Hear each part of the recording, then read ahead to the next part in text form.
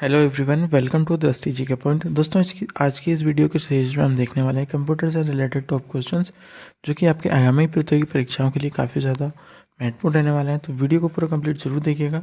Video पसंद आए तो लाइक शेयर जरूर कर दीजिएगा। चैनल पर अगर पहली बार विजिट किया है तो चैनल को सब्सक्राइब कर बेल आइकन को ऑन कर लीजिएगा। चलिए शुरुआत करेंगे फर्स्ट क्वेश्चन के साथ।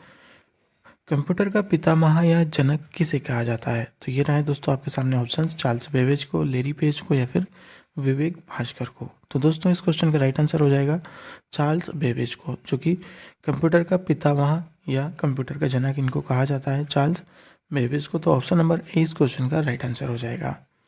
नेक्स्ट होगा दोस्तों, भारत का पहला सुपर कंप्यूटर कौन सा है? तो दोस्तों के, परम, 8000 या तनिष्क। तो इस क्वेश्चन का जो राइट आंसर होगा वह रहेगा परम 8000, जो कि दोस्तों भारत का यह पहला सुपर कंप्यूटर है। ठीक है, तो ये आपको याद रखना है। ठीक है, तो आगे बढ़ेंगे नेक्स्ट क्वेश्चन की तरफ। आईसी का पूरा नाम क्या है? दोस्तों आईसी का जो पूरा नाम रहेगा वह क्या हो जाएगा? इंटरनेशनल कॉल, इंटरमेशन कॉल, या फिर इंटीग्रेट सर्किट। तो इस क्वेश्चन का जो राइट आंसर रहेगा दोस्तों वह रहेगा इंटीग्रेटेड सर्किट, यानी ऑप्शन नंबर सी। ठीक है, तो आईसी का जो पूरा नाम है वह हो जाएगा इंटीग्रेटेड सर्किट। नेक्स्ट होगा दोस्तों, पहली पीढ़ी के कंप्यूटर कौन से हैं? तो दोस्तों जो पहली पीढ़ी के कंप्यूटर रहते थे आकार में बड़े और गति में तेज थे, तो ये बिल्कुल गलत हो जाएगा। आकार में बड़े और गति में धीमे थे। ठीक है, तो ये क्वेश्चन का राइट आंसर हो जाएगा आपका, जो कि आकार में तो बड़े तो थे लेकिन उनकी गति काफ़ी धीमी थी। आकार में छोटे तथा गति में धीमे, ये भी गलत हो जाएगा। तो ऑप्शन नंबर 20 क्वेश्चन का राइट आंसर हो जाएगा आकार में बड़े और गति में धीमे। नेक्स्ट होगा, सबसे तेज मेमोरी होती है? तो दोस्तों सबसे तेज मेमोरी किसकी होती है? सीडी की, डीवीडी की, या रजिस्टर की? तो दोस्तों यहाँ पर जो राइट आंसर रहेगा वह रहेगा ऑप्शन नंबर सी। ठीक है, तो दोस्तों इसकी जो कि सबसे तेज मेमोरी रहती है।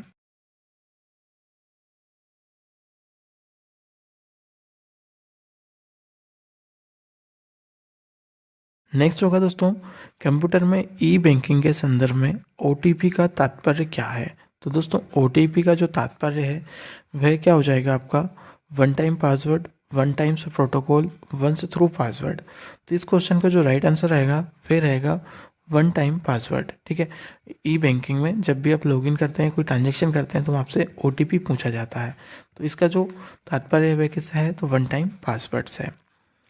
नेक्स्ट होगा साथियों, कंप्यूटर डैश के बिना काम नहीं कर सकता। तो कंप्यूटर किसके बिना काम नहीं कर सकता है? सीपीयू के बिना, स्कैनर के बिना, माउस के बिना। तो ये दोस्तों सीपीयू के बिना, जो कि दोस्तों कंप्यूटर काम नहीं कर सकता है। तो ऑप्शन नंबर ए इस क्वेश्चन का आपका राइट आंसर हो जाएगा सीपीयू। ठीक है, आगे बढ़ेंगे। एकीकृत परिपथ या आईसी के आविष्कार से किस पीढ़ी का जन्म हुआ? तो दोस्तों ये इसका जो आविष्कार हुआ था वह कौन सी पीढ़ी में हुआ था? तृतीय पीढ़ी में, प्रथम पीढ़ी में, या तृतीय पीढ़ी में? तो दोस्तों आईसी का जो आविष्कार हुआ था वह तृतीय पीढ़ी के अंतर्गत हुआ था। ठीक है, तो ऑप्शन नंबर सी इस क्वेश्चन का राइट आंसर हो जाएगा। नेक्स्ट होगा, प्रिंटर और मॉनिटर जैसे पेरिफेरल उपकरणों को माना जाता है। तो प्रिंटर और मॉनिटर को क्या माना जाता है दोस्तों? डाटा माना जाता है, हार्डवेयर माना जाता है, या सॉफ्टवेयर माना जाता है? तो दोस्तों प्रिंटर को और मॉनिटर को जो कि हार्डवेयर माना जाता है। ऑप्शन नंबर 20 क्वेश्चन का आपका राइट आंसर हो जाएगा।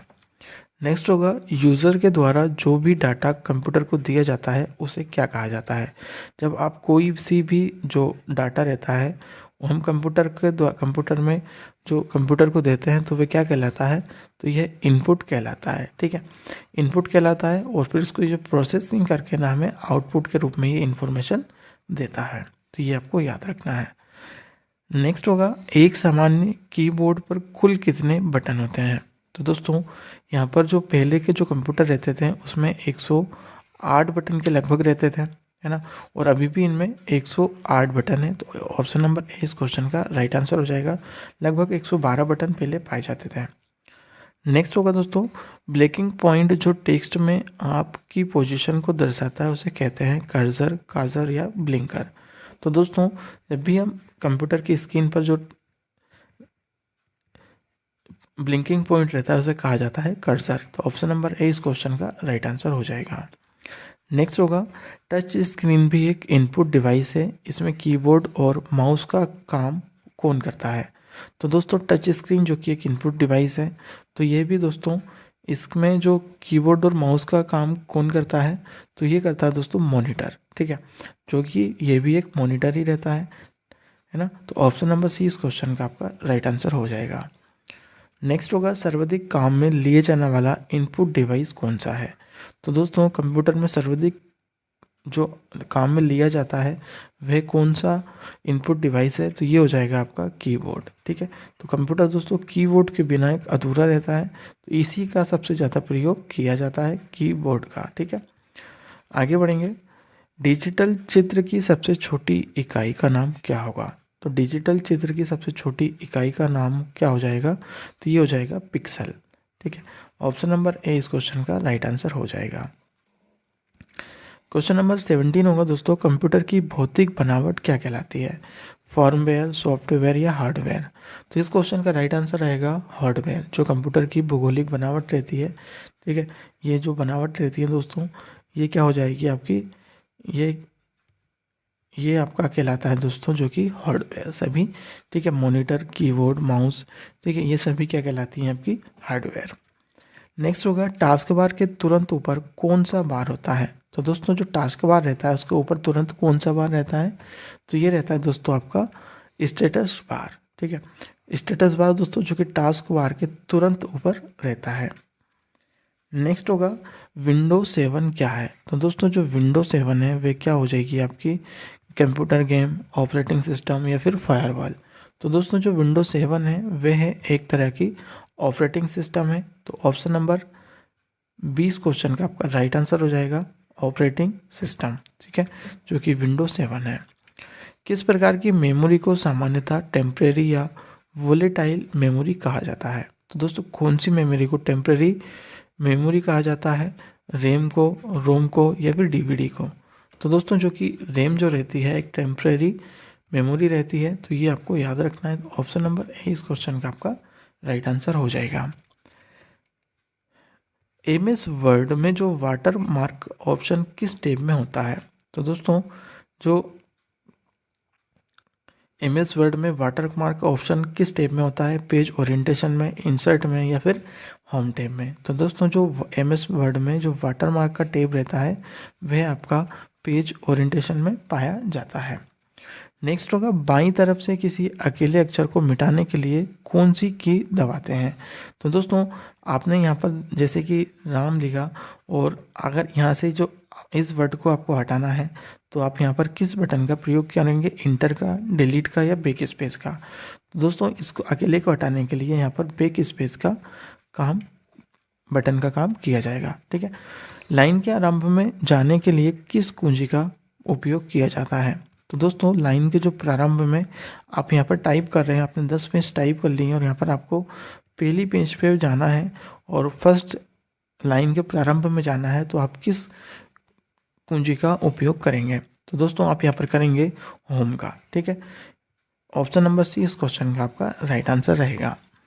किस कमांड की सहायता से किसी भी टेक्स्ट या ग्राफिक्स को स्थायी रूप से हटाया जा सकता है? तो किस कमांड की सहायता से किसी भी टेक्स्ट को हटाया जाता है या ग्राफिक्स को हटाया जाता है? तो डिलीट ऑल की से, डिलीट से या फिर क्लियर से?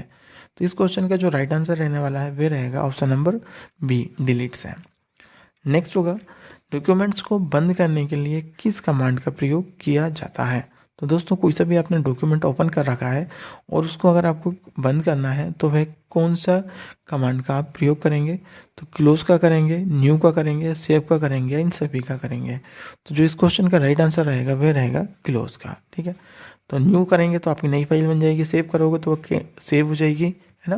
तो क्लोज करेंगे तो वो बंद हो जाएगी, ठीक है। तो ये रहे दोस्तों आज के आपके सभी प्रश्न। तो वीडियो पसंद आई हो साथियों तो वीडियो को लाइक कर दो, शेयर कर दो। चैनल को सब्सक्राइब नहीं किया है तो चैनल को सब्सक्राइब कर बेल आइकन को ऑन कर लो। चलिए मिलते हैं एक नई वीडियो के साथ, तब तक के लिए बाय बाय, जय हिंद।